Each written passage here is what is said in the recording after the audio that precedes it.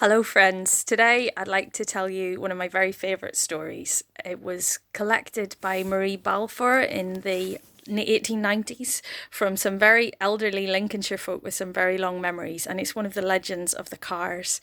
They're very strange stories, partly because malaria was endemic in the area, and so all the people were habitually taking opioids, which explains a lot about the stories.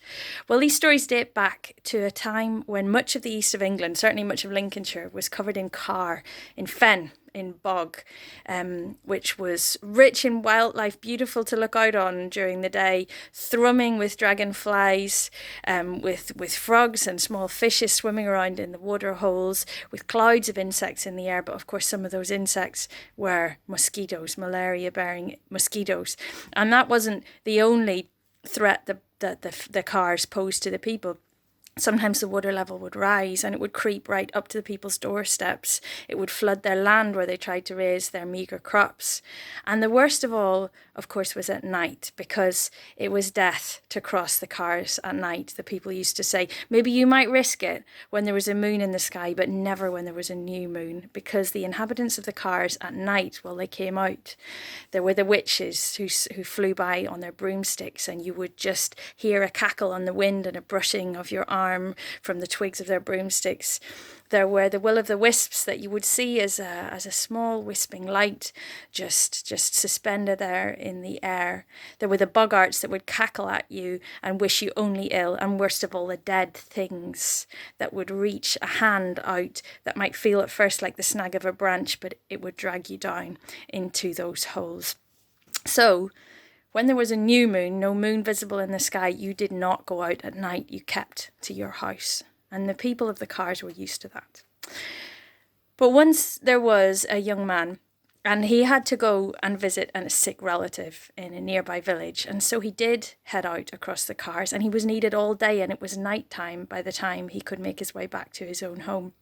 And his feet tried to stay on the path, but even to know where the paths were, you needed to have walked them many times. And he lost his way. He strayed from the path, and he found himself on that wobbling, that uncertain ground of the cars. And it wasn't long before a snag appeared around his ankle, and he was dragged down by the dead things. He heard a cackling all around him, and he knew he wasn't going to be long on the world. But the moon herself, looking down from the sky, although the people couldn't see her, she could see them. She just had her hood over her face.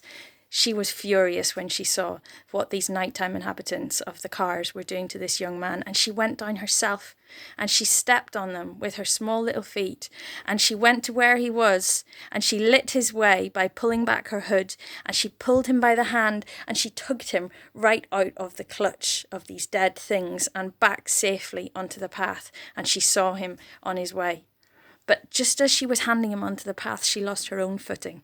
And one of the dead things, in rage at this horrible light that she'd cast over him that was weakening him, he grabbed her by the ankle. He dragged her down into the swamp, into the car fen.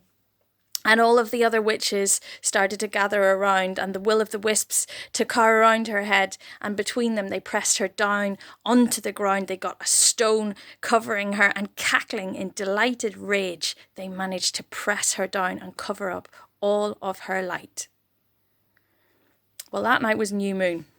The next night should have shown a little sliver of moon in the sky, and the car folk looked out for it eagerly, as they did with every new moon, but it didn't appear.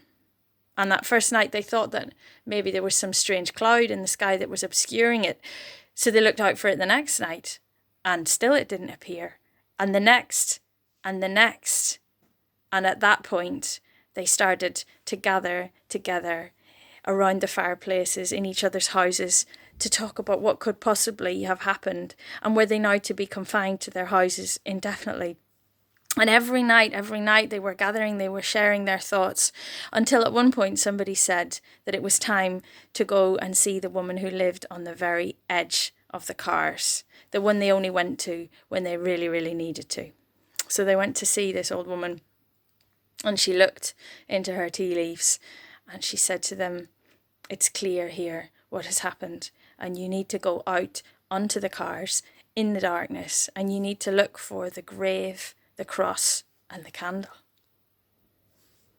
Well, so the people, the women and the men, and even some of the children gathered at the edge of the cars outside that woman's house, and together, linking arms, linking hands, they stepped gingerly out onto the cars. Now, each one of them might have known a little stretch of pathway, and each one told the others what they knew. And little by little, they inched across the cars, holding on to each other, pulling at each other when anything snagged at their feet. And there was a will-o'-the-wisp in front of them. They saw a small light in front of them, and they headed towards that eventually. And they saw that underneath where that will-o'-the-wisp was hovering in the air, there was a snag, there was an old branch, and it was sort of in the shape of a cross. And when they looked down underneath that cross, they saw there was a huge slab of stone that, if you looked at it very carefully, you could imagine maybe it was a gravestone. And they gathered around it, and the strongest of them lifted up, prized the stone off the ground, and they managed to heave it up to upright. And for a single second, they had the impression that they could see a round, serene face and a delicate figure. But then they thought they had imagined it. For there, in the sky, was the moon, hanging where she should have been, nearly full, and casting light out all over the cars. And the people headed back to their homes, glorying in the light that had returned, that was allowing them to find their way again.